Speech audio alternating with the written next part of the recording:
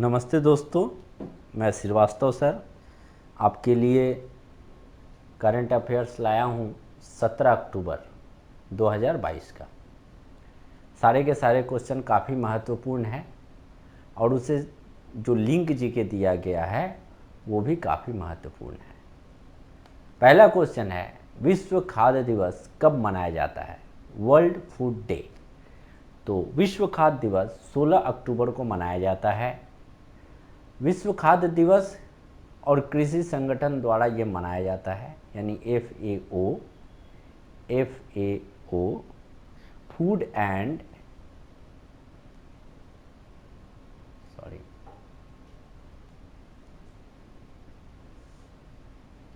Food and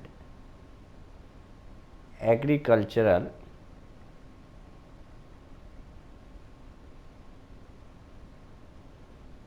organisation.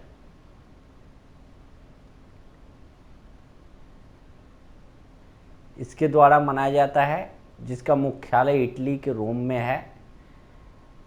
FO का गठन जो है 16 अक्टूबर 1945 को कनाडा के क्यूबेक शहर में हुआ था और इसे 2020 में नोबेल शांति पुरस्कार भी दिया जा चुका है। विश्व खाद्य दिवस 2022 का जो थीम था, लीव नो वन बिहाइंड, किसी को भी पीछे न छोड़े, अगले प्रश्न में आता। हमारा अगला प्रश्न है, विश्व मानक दिवस अथवा अंतर्राष्ट्रीय मानक दिवस हर वर्ष विश्व स्तर पर कब मनाया जाता है? यह जो है 14 अक्टूबर को मनाया जाता है। हर साल 14 अक्टूबर को विश्व स्तर पर विश्व मानक दिवस के रूप में मनाया जाता है। इसका उद्देश्य जो है उपभोक्ताओं, नियामकों को और उद्योग के बीच वैश्विक अर्थव्यवस्था के मानकीकरण जागरूकता बढ़ाना, ये इसका उद्देश्य है। वर्ष 1970 में यह दिवस जो है पहली बार आयोजित किया गया। विश्व मानक दिवस 2022 का जो थीम था वो था एक बेहतर दुनिया के लिए साझा दृष्टिकोण। यह दिन मानक विकास संगठन के भीतर स्वैच्छिक मानकों को विकसित करने में विश्व भर के विशेषज्ञों और वैज्ञानिकों के योगदान का जश्न मनाने के लिए मनाया जाता है। जैसे ISO, IEC, ASME, ITU, IEEE, IETF, ये सब है इनमें से।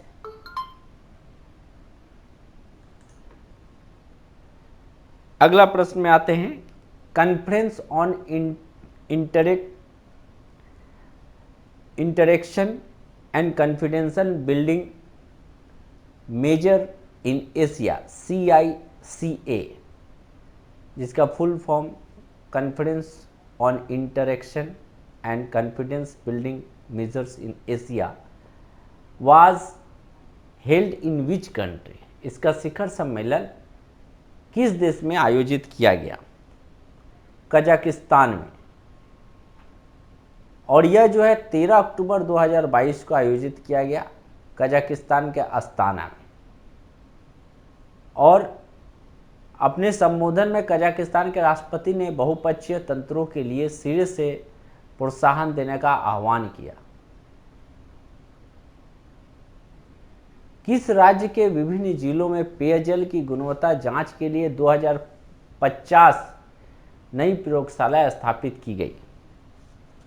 तो इसका जो है श्रेय जाता है राजस्थान को। और राजस्थान के विभिन्न जिलों में पंचायत समिति स्तर पर पेयजल की गुणवत्ता जांच के लिए राजस्थान में जन स्वास्थ्य अभियांत्रिकी विभाग द्वारा 2050 में नई प्रयोगशाला स्थापित की गई।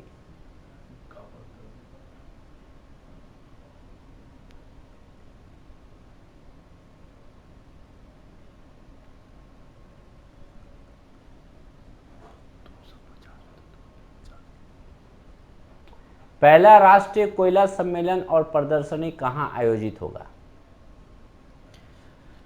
तो ये जो है दिल्ली में आयोजित होने वाला है। भारतीय राष्ट्र समिति विश्व खनन कोयला मंत्रालय के संरक्षण में दिल्ली में 16 से 17 अक्टूबर के दौरान पहला राष्ट्रीय कोयला सम्मेलन और प्रदर्शनी आयोजित किया जाएगा। कनक्लेव का जो विषय है भारतीय कोयला क्षेत्र आत्मनिर्भर भारत की ओर,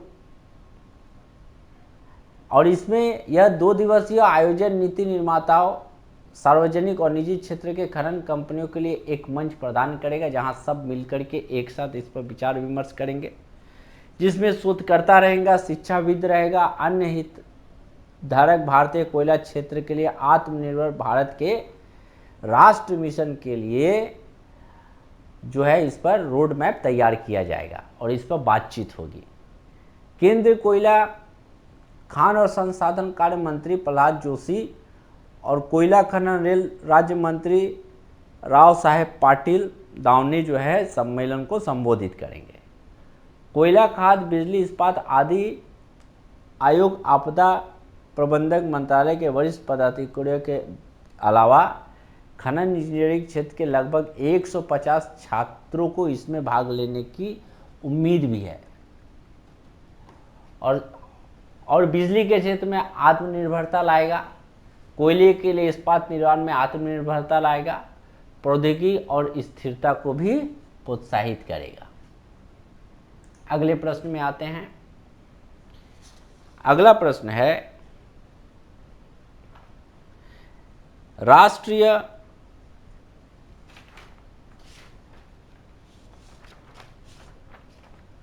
राष्ट्रीय वन्यजीव बोर्ड की 17वीं अस्थायी समिति की बैठक की अध्यक्षता किस मंत्री ने किया? भूपेंद्र यादव जी ने किया। पर्यावरण, वन एवं जलवायु परिवर्तन मंत्री भूपेंद्र यादव ने 13 अक्टूबर 2022 को राष्ट्रीय वन्यजीव बोर्ड की 17वीं अस्थायी समिति की बैठक की अध्यक्षता की। इससे संबंधित कुछ महत्वपूर्ण पॉइंट क्या है? बैठक में वन्यजीव संरक्षण और ग्रेट इंडियन बस्टर्ड के संरक्षण से संबंधित विभिन्न नीतिगत मामलों पर विचार विमर्श किया गया। बैठक के दौरान गुजरात, कर्नाटक और महाराष्ट्र, इन तीनों राज्य का नाम जरूर याद रखिएगा। गुजरात, कर्नाटक और महाराष्ट्र के राज्य सरकारों से अनुरोध किया गया है कि वे अपने अपने राज्यों में ग्रेट इंडियन वेस्टर्न के लिए संरक्षण प्रजनन केंद्रों की स्थापना के लिए प्रस्ताव प्रस्तुत करें। गुजरात के नर्मदा और बड़ौदा जिले के 9 आदिवासी गांवों और उत्तर प्रदेश के कर्तनिया घाट वन्यजीवन अभयारण्य के पास के गांव में मोबाइल कनेक्टिविटी की आवश्यकता पर विचार करते हुए अस्थायी समिति ने दूरसंचार टावरों के निर्माण और ऑप्टिकल फाइबर केबल बिछाने की सिफारिश भी की है, ताकि वहां तक जो कनेक्टिविटी सब कुछ पहुंच सके। समिति में उत्तराखंड के रामबाड़ा से गरुड़ चट्टी तक ब्रिज ट्रैक के निर्माता का भी सिफारिश की गई, ताकि उसका निर्माण किया जाए। समिति ने केदारनाथ यात्रा के दौरान केदारनाथ धाम जाने वाले हजारों तीर्थयात्रियों की सुविधा के लिए उत्तराखंड के रुद्रप्रयाग जिले में सोनप्रयाग से केदारनाथ धाम के बीच रोपवे को विकास की सिफारिश भी की है, ताकि केदारनाथ की यात्रा और भी सुविधा हो। यह वन्य जीवन संरक्षण अधिनियम 1972 के तहत 2030 में गठित एक वैधानिक बोर्ड है। इसकी अध्यक्षता जो है प्रधानमंत्री जी करते हैं। यह वन्य जीवों और वनों के संरक्षण और विकास को बढ़ावा देने की जिम्मेदारी भी लेता है। यह बोर्ड सलाहकार की भूमिका निभाता है और राज्य सरकार को वन्य जीवों के संरक्षण की नीति बनाने का सलाह भी देता है कि कैसे उस पर काम किया जाए। और साथ ही साथ NBWL की अस्थायी समिति की अध्यक्षता पर्यावरण, वन और जलवायु परिवर्तन मंत्री द्वारा किया जाता है। NBWL यानी national board of wild life.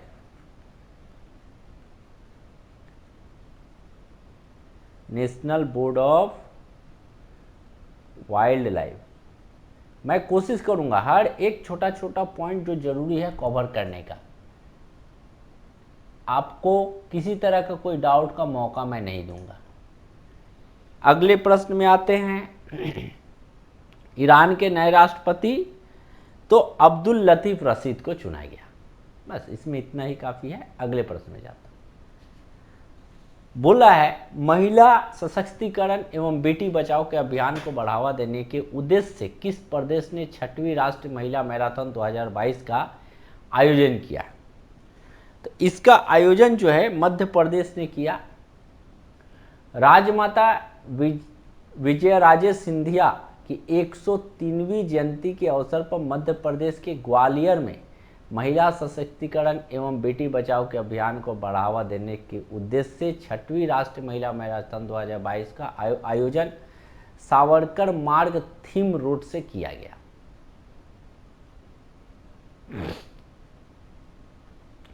बोला है 9वीं विश्व आयुर्वेद कांग्रेस और आरोग्य एक्सपो कहाँ आयोजित किया गया। तो ये जो है इसका आयोजन पणजी में किया गया और 13 अक्टूबर को इसका आयोजन किया गया। इससे संबंधित कुछ मुख्य तथ्य देखिए। यह आयोजन 8 दिसंबर से 11 दिसंबर 2022 तक गोवा में होगा। यह आयोजन केंद्र सरकार और राज्य सरकारों के साथ साथ केंद्रीय आयुष मंत्रालय द्वारा समर्थित है। इस 4 दिवस कार्यक्रम में 5000 से अधिक आयुर्वेद के हितधारकों, उद्योग जगत के दिग्गजों, चिकित्सकों, पारंपरिक चिकित्सकों, शिक्षाविदों, छात्रों, दवा निर्माताओं, औषधि पौधों के उत्पादों के साथ साथ विश्व भर के मार्केटिंग रणनीतिकारक भाग लेंगे। भारत सरकार के प्रयासों के कारण पिछले 8 वर्षों में आयुष क्षेत्र के बाजार को कारोबार जो है 3 बिलियन अमेरिकन डॉलर से बढ़ के 18 बिलियन अमेरिकन डॉलर, ये बहुत बड़ी बात है, से भी अधिक पहुंच गया। आयुष मंत्रालय द्वारा हर साल 23 अक्टूबर को धन्वंतरी जयंती पर आयुर्वेदिक दिवस मनाया जाता है। काफ़ी महत्वपूर्ण पॉइंट। इस देश के उत्सव का आदर्श हर दिन हर घर आयुर्वेद, आयुर्वेद एवरीडे एवरीवेयर, यह जो है इसका उत्सव का जो वाक्य है। अखिल भारतीय आयुर्वेद संस्था नई दिल्ली इस कार्यक्रम के कार्यान्वयन के लिए नोडल एजेंसी है। इस अवसर पर गोवा के मुख्यमंत्री प्रमोद सावंत ने कहा कि गोवा कई पहलों के आधार पर एक प्रमुख आयुर्वेद और हेल्थ टूरिज्म सेंटर बनाने की योजना बना रहा है। अगर ऐसा होता है तो आयुर्वेद के क्षेत्र में बहुत बड़ी कदम होगी। 10वां प्रश्न पर आते हैं। राष्ट्रपति द्रौपदी मुर्मू ने आईआईटी में परम कामरूप सुपर कंप्यूटर का उद्घाटन किया। तो वो जो आईआईटी गुवाहाटी में कार्य किया गया, आईआईटी गुवाहाटी में। अब इससे महत्वपूर्ण तथ्य क्या है। राष्ट्रपति द्रौपदी मुर्मू ने जो है नेदुबड़ी मेडिकल कॉलेज और अस्पताल का उद्घाटन किया और असम के डिब्रूगढ़ और मध्य प्रदेश के जबलपुर में राष्ट्रीय विषाणु विज्ञान संस्था के क्षेत्रीय संस्थानों का आधारशिला भी रखी। उन्हें विज्ञान और प्रौद्योगिकी संस्थाओं से अनुसंधान और प्रौद्योगिकी पर जोर देने का आग्रह भी किया। कार्यक्रम को असम के राज्यपाल प्रोफेसर जगदीश मुखी, असम के मुख्यमंत्री हिमंत बिस्वा शर्मा और केंद्रीय स्वास्थ्य और परिवार कल्याण राज्य मंत्री भारती प्रवीण पवार ने भी इसे संबोधित किया। परम कामरूप क्या है? एक सुपर कंप्यूटर है। परम कामरूप पूर्वोत्तर क्षेत्र में अपनी तरह का यह पहला सुपर कंप्यूटर है जिसे राष्ट्रीय सुपर कंप्यूटिंग मिशन के तहत स्थापित किया गया है। राष्ट्रीय super computing mission NSM electronics और सूचना प्रौद्योगिकी मंत्रालय MEITY ministry of electronics and information technology, ministry of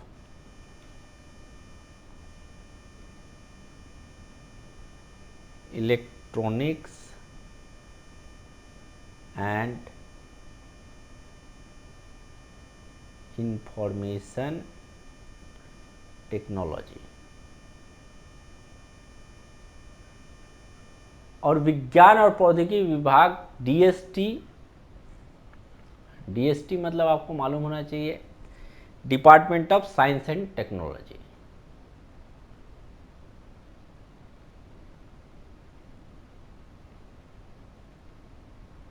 science and technology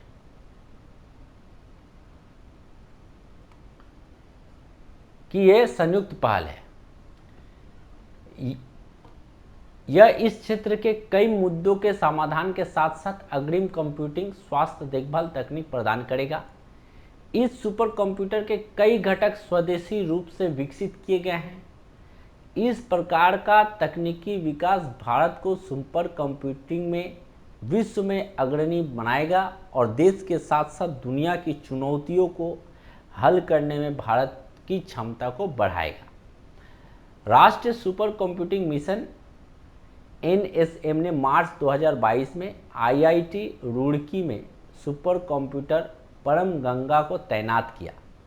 तो आखिर ये सुपर कंप्यूटर है क्या? यह जो है एक सामान्य कंप्यूटर की तुलना में एक सुपर कंप्यूटर उच्च स्तरीय प्रोसेसिंग को तेज दर से कर सकता है। वे जटिल संचालन करने के लिए एक साथ काम करते हैं, जो सामान्य कंप्यूटर सिस्टम के साथ संभव नहीं है। तेज गति और तेज मेमोरी सुपर कंप्यूटर की ये विशेषताएं हैं। सुपर कंप्यूटर के प्रदर्शन का मूल्यांकन आमतौर पर पेटाफ्लॉप्स में किया जाता है। राष्ट्रीय सुपर कंप्यूटिंग मिशन के बारे में थोड़ा सा जान लीजिए। राष्ट्रीय सुपर कंप्यूटिंग मिशन 2015 में शुरू किया गया था। मिशन का उद्देश्य सुपर कंप्यूटिंग ग्रिड बनाने के लिए देश में जो है अनुसंधान क्षमताओं को बढ़ाना देवा था। यह सरकार के डिजिटल इंडिया और मेक इन इंडिया पहल के दृष्टिकोण का भी समर्थन करता है। मिशन को संयुक्त रूप से विज्ञान और प्रौद्योगिकी विभाग DST और इलेक्ट्रॉनिक्स और सूचना प्रौद्योगिकी मंत्रालय MEITVI द्वारा संचालित किया जाता है। इसे centre for development of advance computing CDAC Pune और IIT बेंगलुरु द्वारा कार्यान्वित किया गया। सुपर कंप्यूटर के बारे में कुछ बात जान लीजिए जो आपको आने वाले एग्जाम के लिए काफ़ी महत्वपूर्ण है। चीन के पास सबसे ज़्यादा सुपर कंप्यूटर है। इसके बाद America, Japan, France, Germany, Netherland, Ireland, United Kingdom के पास जो है यह स्थान है। भारत का पहला जो सुपर कंप्यूटर है परम 8000 है। पहला सुपर कंप्यूटर स्वदेशी रूप से असेंबल किया गया। परम सिवाय IIT BHU में। परम शक्ति, परम ब्रह्म, परम युक्ति, परम संगणक भारत के सुपर कंप्यूटर के कुछ नाम हैं। भारत के परम सिद्धि AI को दुनिया के सबसे शक्तिशाली सुपर कंप्यूटर के शीर्ष 500 सूची में 63वां स्थान दिया गया है और आगे आने वाले दिनों में भारत का रैंक और भी अच्छा होने वाला है। अगला प्रश्न, भारत में चल रहे हैं ISSF विश्व चैंपियनशिप 2022 में कांस्य से जीतने के लिए किस देश को हराया? तो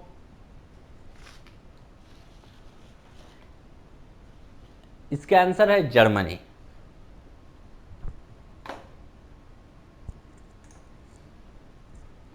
हाल ही में प्रधानमंत्री नरेंद्र मोदी ने बल्क ड्रग फार्मा पार्क में कितने करोड़ रुपए का निवेश किया?